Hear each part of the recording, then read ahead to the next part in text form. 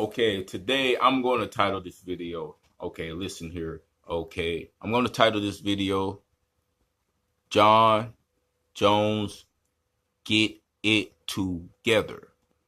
Okay, now that you heard me, okay, I'm a huge UFC fan. Just a huge fan of MMA in general. I'm a huge UFC fan. Okay, so now we got Jon Jones. Obviously, he's been facing a lot of issues. Over the course of past several years now. Okay, Jon Jones.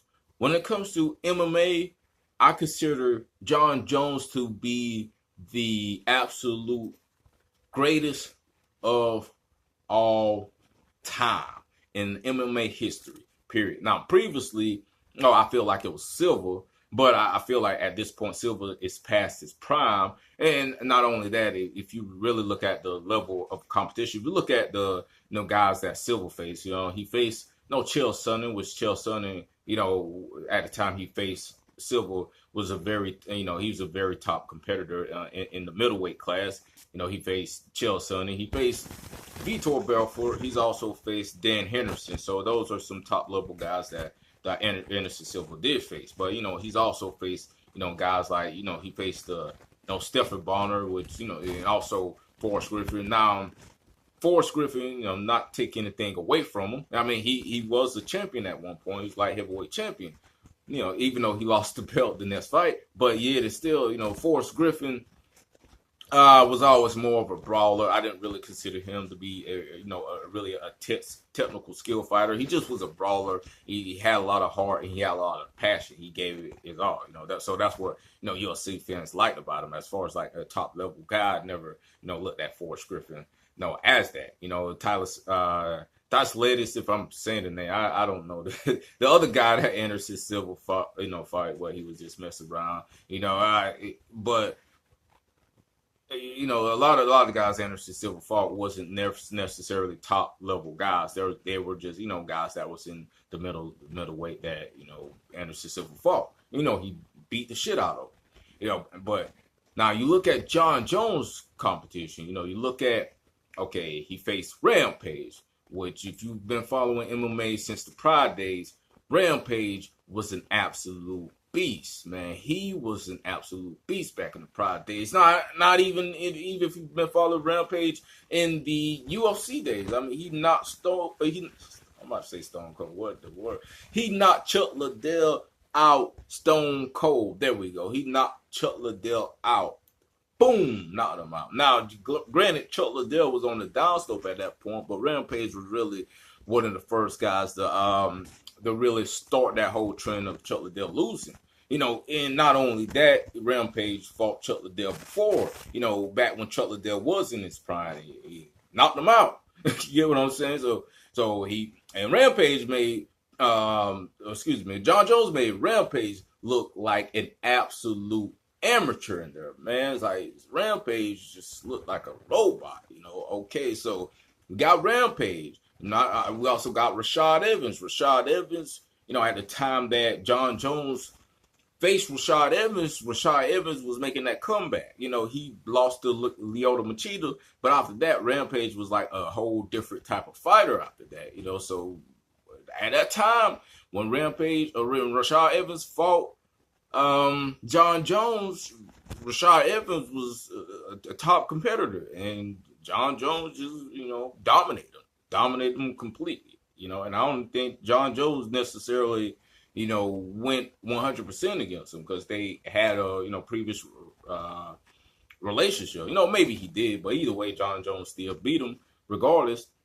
Now, Jon Jones also beat, the guy that knocked Rashad Evans out. He beat Lyoto Machida. Lyoto Machida, he's very an unorthodox fighter. He has the whole karate style, the way he moves. It looks like he's going to just move up when he's moving back. He has that certain stance. And Jon Jones choked that boy out cold. He choked him out cold. Okay, you got Lyoto Machida. You got Shogun. First person to ever beat Lyoto Machida. Jon Jones beat that boy so bad, he made that boy tap out the punches. No, not because Jon Jones had him in a chokehold. Okay, not because Jon Jones had him in an arm bar, in a triangle, in a leg lock, in anything. He made Shogun tap out because he was getting that ass beat. Boom. Was like, no, I can't. Shogun was like, no, I can't do anything, man. I can't beat this guy. Why am I continuing to take this brutal? I'm already down on rounds anyways. It's like, I'm not going to knock him out. It's like, give up. You know what I'm saying? So, and Shogun was a beast, man. You know, it goes back to Pride Day. Shogun was an absolute beast. Again, he was the first person to ever beat Lyoto Machida. And Lyoto Machida knocked Rashad Evans out. So that's kind of like a triangle that Jon Jones. Jon Jones is just beating top guys that's not other top guys out and so forth. Okay, now Jon Jones, also, when he fought Chael Sonnen, look, Chael Sonnen almost beat Silva. Chael Sonnen for 4.5 rounds completely dominated Anderson Silva. And guess what? Jon Jones made Chael Sonnen his personal bitch, man. That was an absolute beatdown. And he did that jump. The biggest damage in that battle was when Jon Jones broke his own toe, man. So that tells you something. He beat that boy with a broken toe, man. That was absolute. But you know, we can go on. Also, Jon Jones. You know, I'm gonna name one more person. Jon Jones. I'll also name Vitor Belfort. He beat him, and as well he beat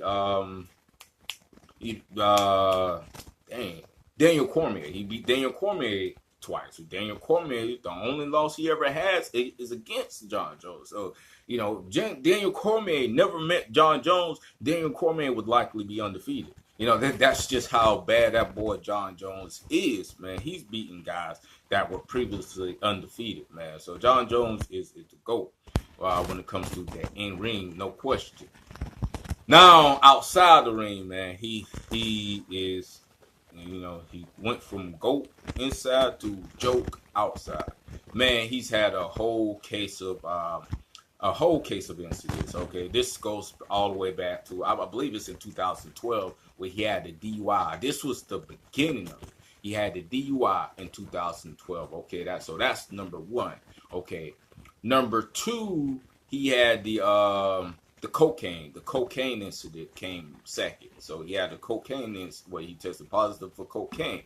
What saved him is even though he tested positive in the pre-test, he tested negative on the post-test, which means that at that point, by the time the fight happened, the cocaine was out of his system. But, you know, cocaine stays in the system for 72 hours and after that. So he might have took the test on the 48-hour or however that works. But, you know, by the time he fought, it was out of his system. Okay, so he has the DUI, he has the cocaine. So third, he has the worst of the incidents. He has the hit and run. You know, he's had weed in the car, and previously he just got busted for the whole cocaine. You know, which he skated by by the skin of his teeth. You know, he lucked up with the cocaine, but then because of that scare, he had weed in his car, and he had a hit and run. He hit a pregnant woman and he drove off. You know, so he actually faced time for that. Get what I'm saying? So he had that. So that's 3 incidents. Okay, then 4. He had this was UFC 200 where him and Daniel Cormier was originally supposed to have their rematch at UFC 200, but it didn't happen. Why? Because Jon Jones tested positive for estrogen blockers. That's number 4. 4 incidents, man. You know, dated back since 2012. 4 incidents. This is the 4th incident happened in 2016. Estrogen blocker. Now we get to the latest. We get to a whole steroid scandal, which he's going through currently right now. Man, come on, man. And, you know, he's going to be back. He's not done. Make no mistake about it. But if he comes back, is it going to be something else? I mean, come on now. What next? Is he's going to get a sex change? I don't know. Jon Jones, like, brother, I want to see you get it together, man. Like I say, you're the greatest of all time when it comes to inside that ring. But when it comes to being outside that ring, you really have a shit load of issues that you need to deal with, man. So, you know, I'm actually a fan of yours, but at this point, as a fan, you know, you have a lot of the haters that hate you for whatever reason. You know, some people say it's racism or so forth. But at this point, as a fan, with all the things that you've done inside that or outside that ring, I can't defend you anymore. The only thing I can tell you is just, sir, please get it together. We really want to see you, even if you have to take a few years off. Get it together, man, for yourself, for your family, and more importantly, for yourself. So please, Jon Jones, get it together, sir.